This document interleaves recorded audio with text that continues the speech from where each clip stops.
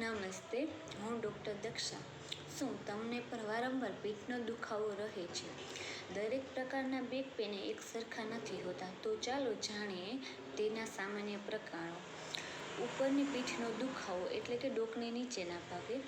લાંબા સમય સુધી મોબાઈલની સામે અથવા તો કમ્પ્યુટરની સામે બેસી રહેવાથી થાય છે. લાંબા સમય સુધી ડોકને નીચે નમાવીને બેસવાથી થાય છે.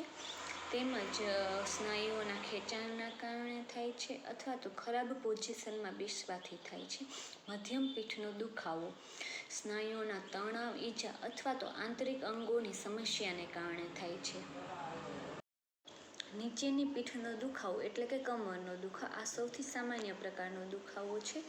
લાંબા સમય સુધી નીચે બેસી રહેવાથી થાય છે તેમજ વધારે વજન ઉપાડવાથી થાય છે.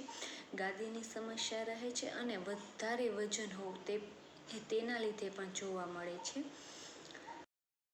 સાયટિકા કમરથી લઈને પગ સુધી વીજળી જેવો દુખાવો થાય છે. ઝણઝણાહટી અને સૂન પણ આવે છે. આ સામાન્ય રીતે સાયટિક નર્વ પર દબાણના કારણે થાય છે.